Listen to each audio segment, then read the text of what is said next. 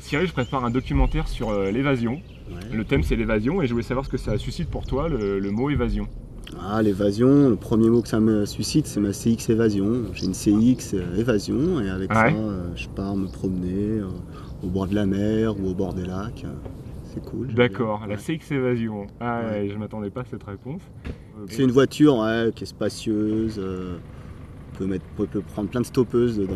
C'est cool. Elle est hors pair. Elle est grande, c'est une 9 places, il y a 5 portes, on peut mettre des deltaplanes dessus, des soupes dans le coffre, du matériel de base jump.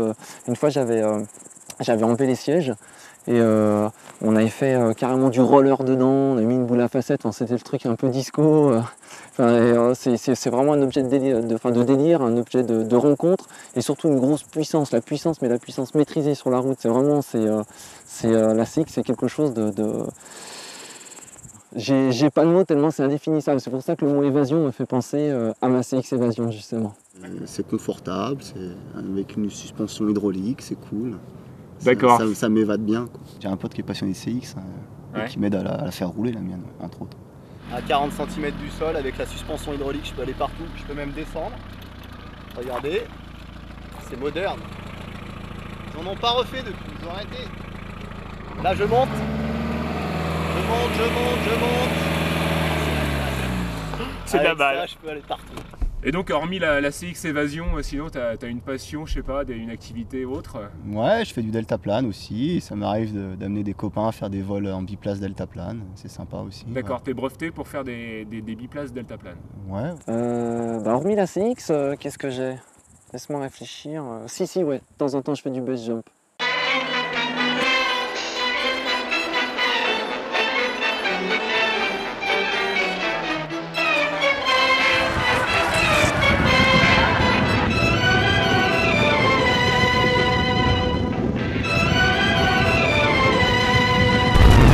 People have to yell nowadays to get heard. But people have to yell nowadays to get heard. But people have to yell nowadays to get heard. But Charlie was a man and that man could turn. People have to yell nowadays to get heard. But people have to yell nowadays to get heard. But people have to yell nowadays to get heard. But Charlie was a man and that man could turn. Every woman in the house went ooh. Every woman in the house went ooh. Every woman in the house went ooh. If they wanted to act, they better act on cue. So every woman in the house went ooh. Every woman in the house went ooh. Every woman in the house went ooh. If they wanted to act, they better act on cue. So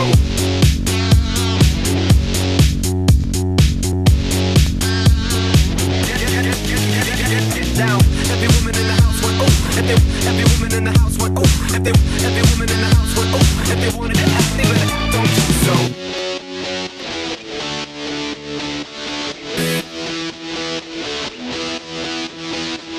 get up and get down, move to the music. Get up and get down, move to the music. Get up and get down, move to the music. Get up and get down, move to the down. Get up and get down,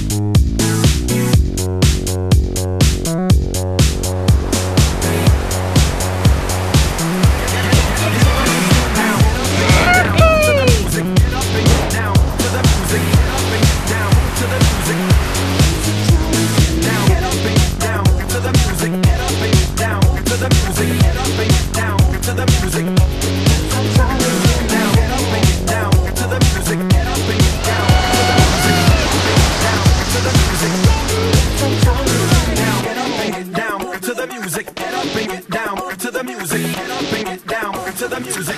Does anybody here wanna hear my voice? Moi, ce qui m'intéresse, c'est pas de faire des choses seul, c'est vraiment le partage, c'est la réunion avec des copains, mais pas 10-15 copains, c'est 2-3 copains. C'est même pas des copains, c'est des amis.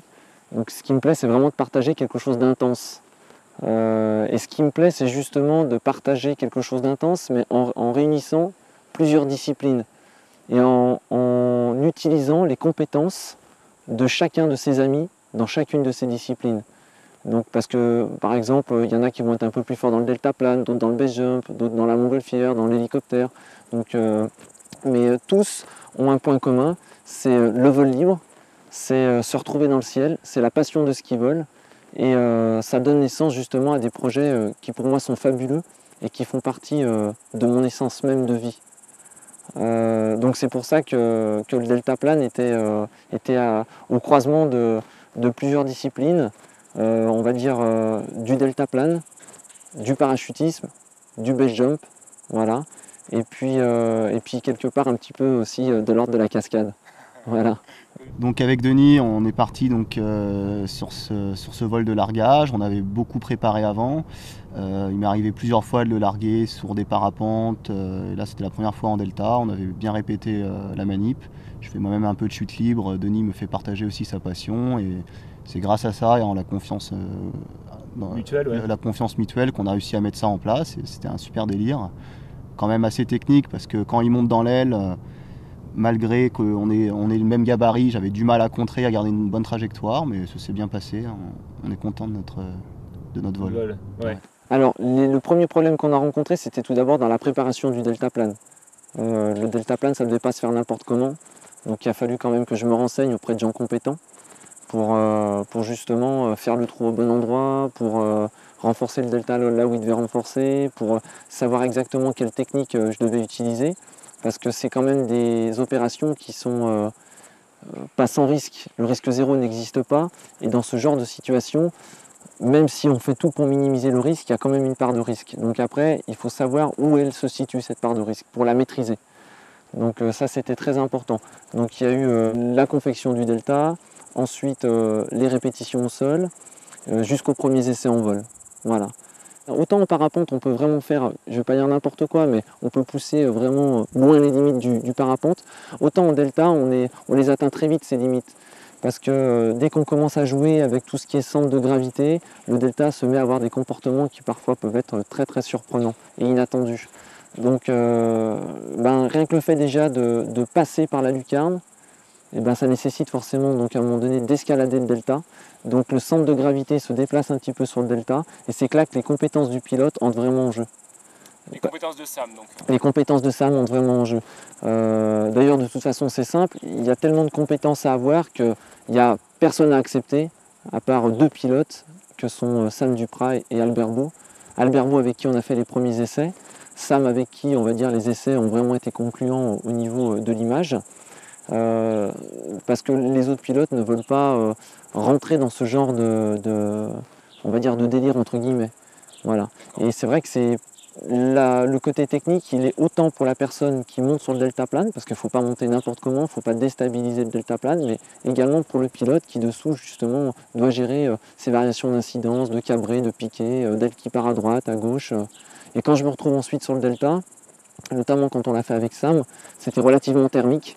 Donc le delta avait des petits mouvements de cabré et de piqué qui m'empêchaient d'avoir des appuis stables sur le deltaplane. Et bien entendu, j'avais que quelques pas à faire pour ensuite rejoindre le vide, mais ces quelques pas étaient importants. Et il ne fallait surtout pas que durant ces quelques pas, je tombe sur un côté, un autre, parce que ça pouvait avoir des conséquences, on va dire, qu'on ne désire pas avoir. Voilà. Ce gamin, je l'ai connu. Moi, il était comme ça. Il était comme ça. Hein. Il était comme ça. Je l'ai entretenu, je l'ai bichonné, je lui ai donné à manger. Regardez, c'est moi, champion du monde des Kempo. Voilà. Et tout champion du monde des Kempo qu'il est, Poulain. Les pipis dans la culotte là. Exactement. Voilà, ça va devoir bien se passer. Voilà, ça va devoir bien se passer.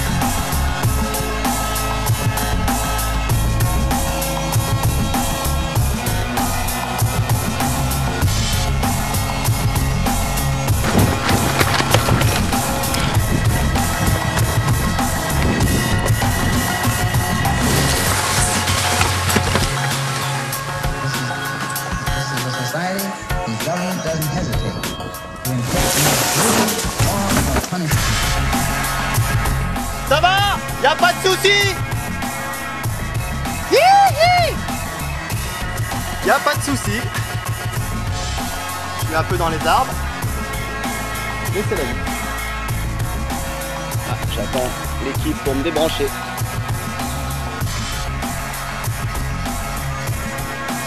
Et bien voilà.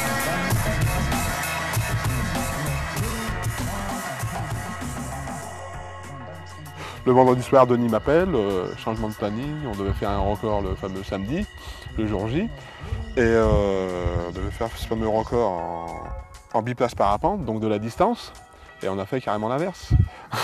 Igor est beaucoup plus lourd que Denis. Ouais. Il est champion du monde de Kempo et il le porte, il est costaud. Et en plus c'est son premier vol en delta, donc il n'avait pas forcément l'expérience que peut avoir Denis sur le placement au niveau de la quille, au niveau du mât. Et on voit bien sur la vidéo, quand il sort sur la quille, il force, il met tout son poids sur le mât, il fait quand même plus de 100 kg avec son parachute. Ouais. Donc ça me fait faire un gros décrochage dynamique. En plus, en sortant, il arrache un petit peu le tissu de la toile. Et derrière, je pars sur un tumbling et il y a le deltaplane qui se pulvérise. Et puis là, en voyant que de toute façon le delta est cassé, j'ai plus qu'à sortir mon joker. Heureusement, j'avais pas prévu de sauter, mais j'avais un parachute quand même. Voilà, donc une fois ouvert, ensuite, je suis descendu tranquillement dans la forêt, quoi. Et ce qui est assez hallucinant, c'est que tu gères finalement, il n'y a aucune panique, tu es assez serein et c'est assez incroyable. Ouais, de toute façon, sur le moment, il faut penser à faire les manœuvres de sécurité, donc c'est extraire le parachute et avoir, une fois que c'est ouvert, après je suis tout à fait serein, je sais que je suis sous un parachute, au-dessus d'une forêt, pour moi tout va bien, quoi. D'accord, il se passe quoi dans la tête quand ça commence à partir sur le dos et... Là, il n'y a pas vraiment de réflexion, quoi. C'est réflexe de survie, on va dire plutôt. D'accord. Garder le sang-froid et faire ce qu'il faut. Le vol d'Igor, c'est tout d'une part, c'était pas prévu, parce que Igor a des caractéristiques physiques, on va dire, relativement imposantes. Donc, mais à nouveau, c'était le partage d'une émotion forte avec un autre ami. Voilà, Igor était dans le coin. Moi, le matin, on s'était fait un gros délire avec Sam. Et je voulais pas être seul à avoir éprouvé ces sensations. Il y avait Igor qui a les mêmes compétences que moi en base jump qui était là.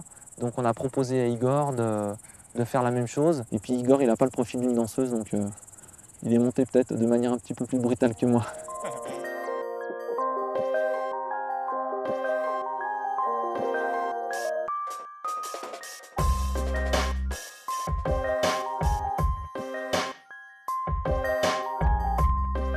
Pour moi, c'est extraordinaire. C'est l'aboutissement aussi de plusieurs années de pratique, que ce soit dans le domaine du vol libre en général. Donc, qui pour moi comprend justement le deltaplane, le parachutisme, le parapente, le base jump. Hein. Vraiment, pour moi, c'est la réunion de tout ça. Et c'est vrai que se retrouver sur le toit d'un delta, c'est pas quelque chose qu'on fait tous les jours. Et c'est fantastique. Voilà. Donc ça, c'est gravé à vie dans mon disque dur.